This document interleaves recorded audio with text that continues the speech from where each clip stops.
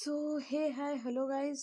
Hopefully आप लोग ठीक ही होंगे। तो चलिए हम अपनी स्टोरी बेहद इस कह को स्टार्ट करते हैं। यहाँ हमने लास्ट पार्ट में सुना था कि तुलसी को पता चल गया होता है कि शीतल ने खाने में नमक मिलाया था और इस पे वो शीतल को सुनाती भी है। अब इसके आगे आज खरना था जिसमें चावल या गुड़ की खीर बनती है और घी लगी रोटी का भोग लगाया जाता है। और खरना का प्रसाद खाने के बाद ही जो महिलाएं होती है वो छठ करती हैं। उनका निर्जला उपवास शुरू होता है जिसमें कम से कम 36 घंटे तक बिना पानी पिए रहना पड़ता है। छठ या तो घर की बड़ी बहू करती है या फिर छोटी। और यहाँ राजपूत परिवार में ये अवसर नताशा भाभी को मिलता आ रहा था। वो चाहती थी कि तुलसी भी व्रत करे, लेकिन तुलसी अभी बहुत छोटी थी और छठ का व्रत कोई आसान काम नहीं था, काफ़ी कठिन था जिसे हर कोई नहीं कर सकता था। वैसे तो घर की बहू बड़ी होने के नाते सुनीता जी भी व्रत कर सकती हैं, लेकिन बड़की अम्मा ने उन्हें ये अवसर कभी दिया ही नहीं। अपने बाद उन्होंने सिर्फ नताशा भाभी से ये व्रत करवाया। इधर शाम का वक्त था और तुलसी इस वक्त अपने रूम में शीशे के सामने खड़ी थी, खुद की साड़ी को सही कर रही थी। उसने नीचे प्रसाद की सारी तैयारियां कर दी थी और पूजा भी हो चुकी थी, इसलिए वो अपने रूम में आई थी और अपनी साड़ी सही कर रही थी। तभी वो कुछ सोचने लगती है। वो जल्दी से बेड के पास जाती है और एक छोटा सा पिलो लेकर अपने पल्लू को पेट के पास से हटाकर उस पिलो को वहाँ रख के आंचल से ढक लेती है। इस वक्त तुलसी को देखकर ऐसा लग रहा था कि जैसे वो प्रेग्नेंट हो। अपने पेट की तरफ देखकर उसके होठों पर मीठी सी मुस्कान खिल जाती है।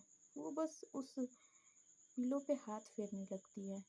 इस वक्त ऐसा लग रहा था तुलसी मानो सच में पेट से है और अपने बच्चे को महसूस कर रही है। आखिर में ये एक ऐसा एहसास होता है जो दुनिया की हर औरत महसूस करना चाहती है। और यही हाल आज तुलसी का था। उसे भी ये खुशी महसूस करनी थी, लेकिन शायद उसकी ये ख्वाहिश पूरी हो या ना हो। लेकिन उसने आरू ने तुलसी को लेकर ये कुछ सोचा ही नहीं था, क्योंकि वो तुलसी का थोड़ा सा समझदार होने का इंतजार कर रही थी। तुलसी अभी प्यार से अपने पेट को देख ही रही थी कि तभी आरू अपने रूम का दरवाज़ा खोल के अंदर आ जाती है। अचानक दरवाज़ा खुलने से तुलसी डर जाती है। वही आरू आंखें फाड़े तुलसी को देखने लगती है। वो कभी तुलसी को देख रही थी, कभी उसके पेट को। वो अजीब नज़रों से उसके पेट को देख रही थी और फिर बोलती है, ये तुम्हारे पेट को क्या हो गया? ये ऐसा क्यों फूला हुआ है? आरू की बात सुनकर तुलसी को कुछ बोला ही नहीं जा रहा था। वो जल्दी से उस पीले को पल्लू से निकालकर बेड पर फेंक देती है और फिर अपने फेस को नीचे झुका लेती है। वही आरू समझ जाती है कि तुलसी क्या कर रही थी। ये सोच के उसको ही होठों पर मुस्कान आ जाती है, लेकिन वो जल्दी से अपनी मुस्कान छुपा लेती है। फिर वो अपने कदम तुलसी की तरफ बढ़ाती है और वहीं तुलसी आरू को खुद की तरफ बढ़ते देखकर उसकी धड़कनें तेज हो जाती हैं। आरू तुलसी के ठीक पीछे आकर खड़ी हो जाती है और झुकते उसके कान में कहती है, हाँ तो क्या कर रही थी तुम? इधर आरू की गर्म सांसें महसूस करके तुलसी का रोम रोम सिहर उठा था। उसे हिम्मत नहीं बची थी कि वो नजरें उठा के आरू को देखे, क्योंकि उसे इस कदर आरू से शर्म आ रही थी। और वही तुलसी को ऐसे शर्माता देखकर आरू को हंसी आ रही थी। अचानक से वो जोर जोर से हंसने लगती है। जब उससे अपनी हंसी कंट्रोल नहीं होती है तो तुलसी शायद दुनिया की ऐसी पहली इंसान थी जिसके सामने आरू खुल के हंस रही थी। वहीं आरू को हंसता देखकर तुलसी का मुंह बन जाता है। वो मासूमियत से शिकायती लहजे में कहती है, आप सच में गंदे हो, आप मेरा मजाक उड़ा रही हो ना? मैं आपकी शिकायत करूंगी बड़की अम्मा से। इतना कहकर वो पैर को पटकते हुए जाने लगती है। तभी आरू उसकी कलाई पकड़ के खींचती है, जिसके बाद तुलसी जाके सीधे उससे टकराती है। आरू तुलसी को अपनी गोद में लेके बिस्तर पे बैठती है और उसके बालों से खेलते हुए कहती है, अब बताओ क्या कर रही थी तुम? आरू को अभी भी उसी सवाल पे अटके दिखकर तुलसी का मन कर रहा था कि वो गड्ढा खोदे और उसमें समा जाए। उसके मन में यही चल रहा था कि क्या आरू इतनी नासमझ है जिसे पता ही नहीं है कि वो क्या कर रही थी। अब उसे ये कौन बताए कि आरू को तो सब कुछ पता है कि वो क्या कर रही थी, लेकिन उसका मन तो तुलसी की फिरकी लेने का था। आरू फिर से तुलसी की लटों के साथ खेलते हुए कहती है, बताओ ना क्या कर रही थी तुम? जिस पर तुलसी कहती है, पहले आप वादा करो कि मेरी बातें सुनने के बाद आप मेरा मजाक नहीं उड़ाओगी। जिसे सुनकर आरू हाँ में सर हिला देती है। जिसके बाद तुलसी अपनी पलकें झुकाए कह रही थी, क्यों ना मैं भी सूर्य देवता से एक छोटा सा बाबू मांग लूं। यहाँ आरूस की बात सुन के शौक थी और उसके बाद से बोलती, तो तुम उस पीलो के साथ क्या कर रही थी? पीलो का नाम आते ही आरू को अपने कुछ देर पहले की हरकतें याद आ जाती है। जैसे वो शर्माती हुई कहती है, वो तो मैं बस देख रही थी कि माँ बनने पर मैं कैसी लगूंगी। जिस पर आरू मुस्कुराते हुए कहती है, अच्छा तो तुमको मम्मी बनना है। जिस पर तुलसी किसी बच्चे की तरफ अपना सिर हिला के कहती है, हाँ। इतना कहकर तुलसी आरू को देखने लगती है। वही आरू एक गहरी सांस लेकर कहती है, मैंने तुमसे पहले भी कहा है और अब भी कह रही हूँ, अभी इन सब के लिए तुम बहुत छोटी हो, ठीक है? और जो चीज़ें होती हैं वो अभी तुम कर नहीं पाओगी। आरू की बात सुनकर तुलसी कहती है, क्यों? तुलसी को ऐसे देखकर आरू उसे गले लगाकर कहती है, तुम अभी समझ नहीं पा रही हो कि क्या क्या करना होता है। थोड़ी सी बड़ी हो जाओ, उसके बाद से हम देखेंगे कि क्या करना है। और एक बात बताओ, अगर हमने अभी बच्चा किया तो तुम तो अपने बच्चे का चॉकलेट छीन कर खुद ही खा जाओगी। फिर वो क्या कहेगा कि उसकी मम्मी उससे बड़ी वाली बच्ची है। और फिर तुलसी को छेड़ते हुए कहता है, तुम फिक्र न करो, हम एक नहीं 15-20 बच्चे करेंगे। ये सारी बातें आरू तुलसी को छेड़ते हुए कहती है और वही तुलसी आरू को मारते हुए चिढ़ के कहती है, आप सच में बहुत बुरे हो। तुलसी की बात सुनकर आरू हंसने लगती है और वो दोनों ऐसे ही हंसी मजाक कर रहे थे। वही दरवाज़ा खुला था और वहाँ खड़ी शीतल अंदर का नज़ारा देखकर गुस्से से पैर पटकते हुए चली जाती है। वहीं आज अर्घ का पहला दिन था, तो डूबते हुए सूरज को अर्घ दिया जाता है। वहीं सभी नदी के किनारे खड़े थे और संध्या का अर्घ दे रहे थे। इधर आरू के रूम में तुलसी शीशे के सामने खड़ी तैयार हो रही थी। आज उसने पूरी तरह से श्रृंगार किया था। लाल रंग की साड़ी और माथे पे मनटीका वगैरह वगैरह, चूड़ियाँ वूड़ियाँ सब चीज़ उसने पहन रखी थी।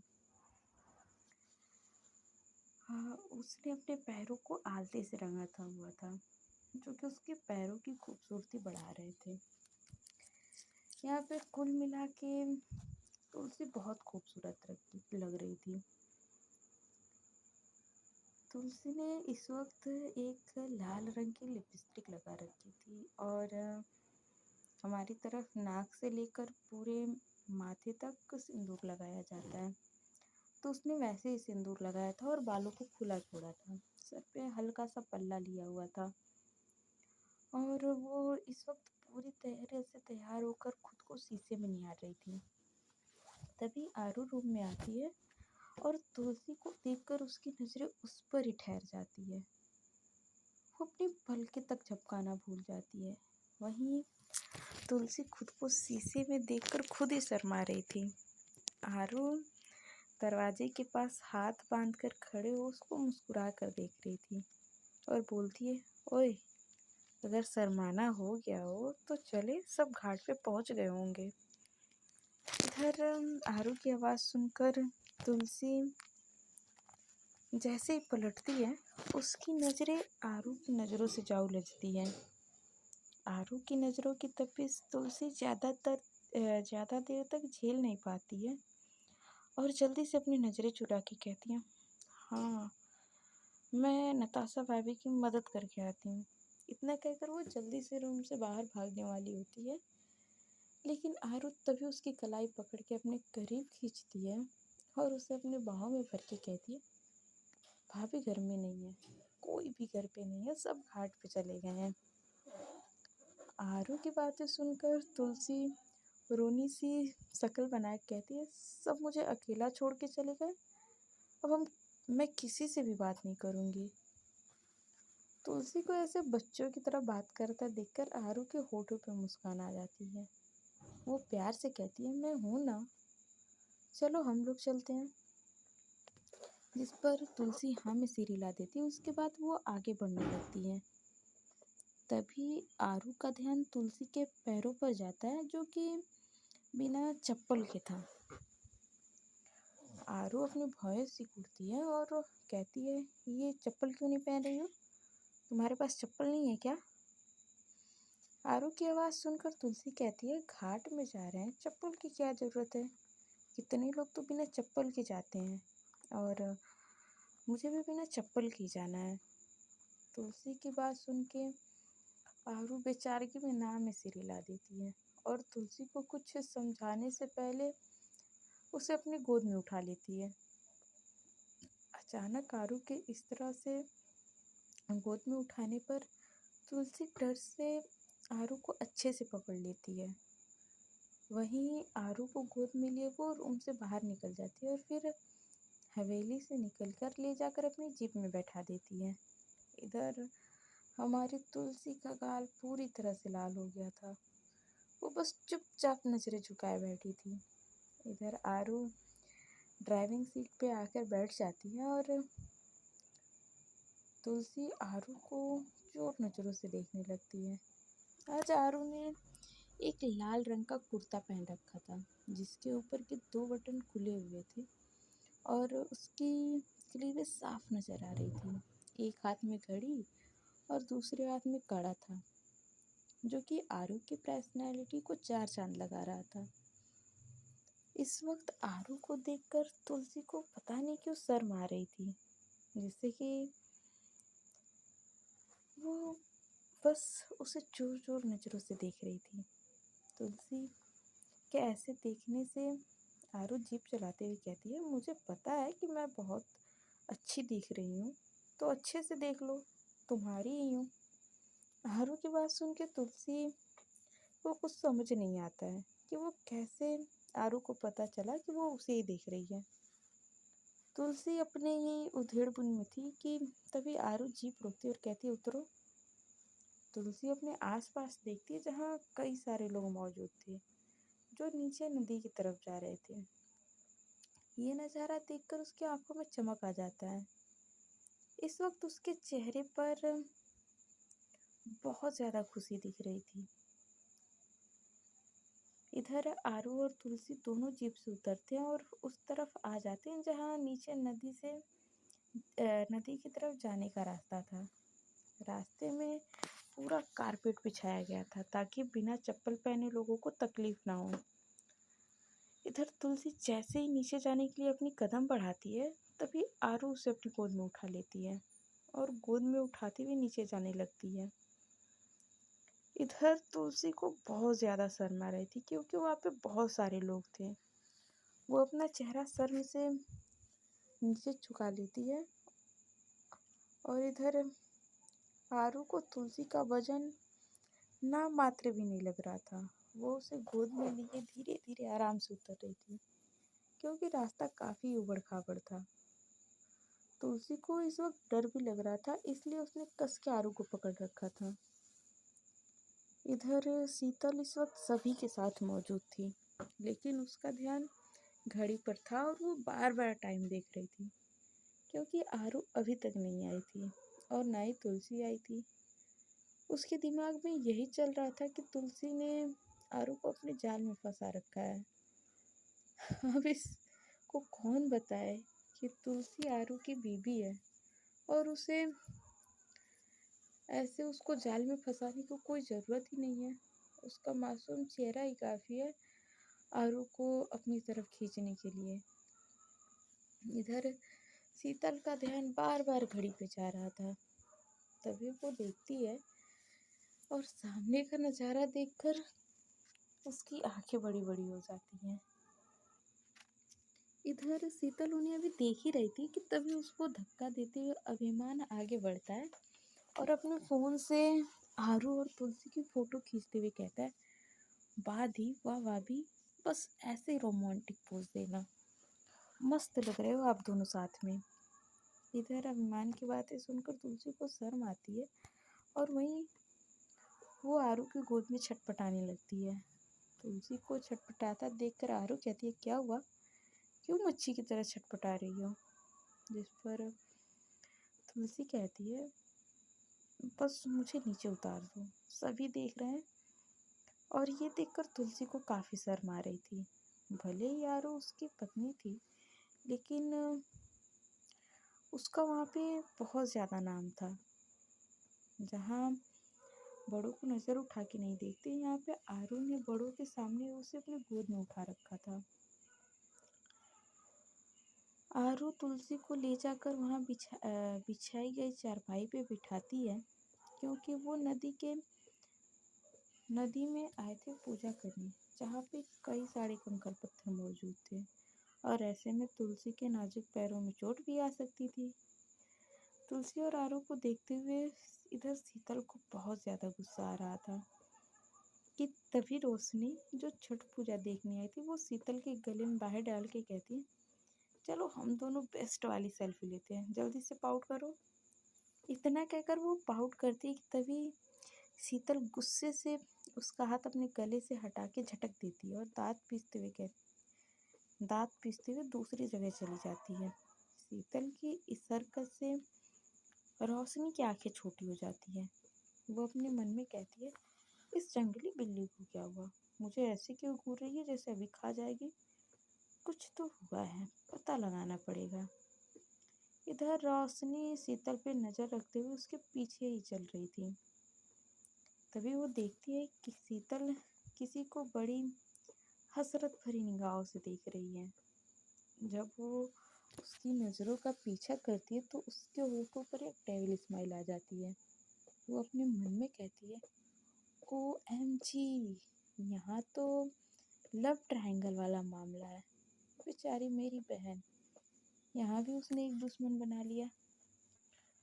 अब ये आग लग ही रही है तो थोड़ी सी इस आग में हवा देना तो बनता ही है। इतना सोचकर वो वहाँ एक डेविल स्माइल करती है और फिर पलट के वहाँ से जाने लगती है कि तभी उसका पैर फिसलता है। वो गिरने वाली होती है, लेकिन तभी कोई उसे कमर से पकड़ लेता है। रोशनी डर से अपनी आंखें बंद कर लेती है और जब वो अपनी आंखें खोलती है तो उसकी आंखें अभिमान की आंखों से जा मिलती है। कुछ ही सेकंड में रोशनी ने अभिमान को अपने पति के रूप में देख लिया और ये भी सोच लिया कि बस एक बच्चा करेगी ताकि उसका फिगर खराब ना हो। रोशनी अभी प्यार से अभिमान को देख ही रही थी कि अभिमान उसे सीधा खड़ा करता है और चिढ़ते हुए कहता है, देखकर चला करो। इतना कहकर वहाँ से दूसरी तरफ चला जाता है। वहीं रोशनी बस प्यार से अभिमान की तरफ देखे जा रही थी। इधर तुलसी इस वक्त नताशा के साथ नदी में खड़ी थी और डूबते हुए सूर्य को अर्घ दे रही थी। वहाँ कई सारे लोग मौजूद थे और नताशा पानी में डुबकी लगा रही थी। वही तुलसी उसकी मदद कर रही थी। इस वक्त तुलसी भी पूरी तरह से भीग चुकी थी। तुलसी अभी सूर्यदेव को अर्घ दे ही रही थी कि वहीं शीतल दूर खड़ी तुलसी को देखकर मन में कहती है, आरू के करीब आकर तुमने बहुत बड़ी गलती कर दी तुलसी। आज यहाँ से तुम नहीं, तुम्हारी अर्थी जाएगी। ये कहकर शीतल के चेहरे पर एक डेविल वाले भाव आ जाते हैं। उसने आंखों से तुलसी के लिए उसके आंखों में तुलसी के लिए नफरत साफ साफ नजर आ रही थी। जैसे उसका बस चले तो वो तुलसी को आंखों से ही जला दे। इधर तुलसी सूर्य देवता को अर्घ देते हुए मन में कहती है, हे सूर्य देवता, सबकी मनोकामना पूरी करते हो, मेरी भी कर दो। और हमारे बीच कभी किसी तीसरे को मत आने देना। मेरे रिश्ते की डोर को इतनी मजबूत रखना कि अगर कोई चाहे तो भी न तोड़ पाए। और मेरे परिवार को हमेशा खुश रखना। तभी उसे किसी की चीख सुनाई देती है, जिससे कि तुलसी आंखें खोलकर बगल में देखती है तो नीचे शीतल पानी में गिरी हुई थी। दरअसल वो तुलसी को गिराने आई थी, लेकिन कहते हैं ना, जो दूसरों के लिए गड्ढा खोदता है वो खुद उस गड्ढे में गिर जाता है। इधर तुलसी शीतल को हैरानी से देख रही थी, लेकिन वो आगे बढ़ के उसे उठाती नहीं है। तभी सुनीता जी जल्दी से जाकर उठाती हैं और फिक्र करते हुए, क्या हो गया, तुम गिर कैसे गई। शीतल अपने पैर को पकड़ते हुए जलते हुए लाल आंखों से बस तुलसी को देख रही थी। तभी अभिमान उसे टोंट मारते हुए कहता, अरे अब ये खुद पाप करने जा रही थी तो इससे तो भुगतना ही था। अभिमान की बातें सुनकर शीतल को और गुस्सा आता है। तभी सुनीता जी आरू से कहती, आरू देखो तो इसके पैर में मोच आ गई है, जरा इसे नदी के बाहर निकाल लेना। तो सुनीता जी की बातें सुनकर तुलसी की आंखें हैरानी से बड़ी हो जाती हैं। वो अपना मुंह गुस्से से फुला लेती है कि तभी अभिमान जो उसके पास खड़ा था वो भड़कते हुए कहता है, उसे भड़काते हुए कहता है, अरे भाभी, खड़े खड़े क्या पिक्चर देख रही हो। दी इस चुड़ैल को अपनी गोद में उठाए उससे पहले ही कुछ करो। तुलसी एक नज़र अभिमान को देखती है, फिर शीतल को, जो बहुत प्यार से आरू को देख रही होती है। शीतल को इस तरह से आरू को देखता देखकर तुलसी की आंखें छोटी हो जाती हैं। वो बिल्कुल नहीं चाहती थी कि आरू उसके अलावा किसी और को अपनी गोद में उठाए। उसे समझ नहीं आ रहा था कि वो क्या करे। तभी उसे कुछ आइडिया आता है। सो फ्रेंड्स, आज के पार्ट में बस इतना ही। मिलता है नेक्स्ट पार्ट में, जानते हैं कि आने वाले पार्ट में क्या होता है। तब तक के लिए bye bye, tata, take care. आप लोग अपना ध्यान रखिए। Bye bye.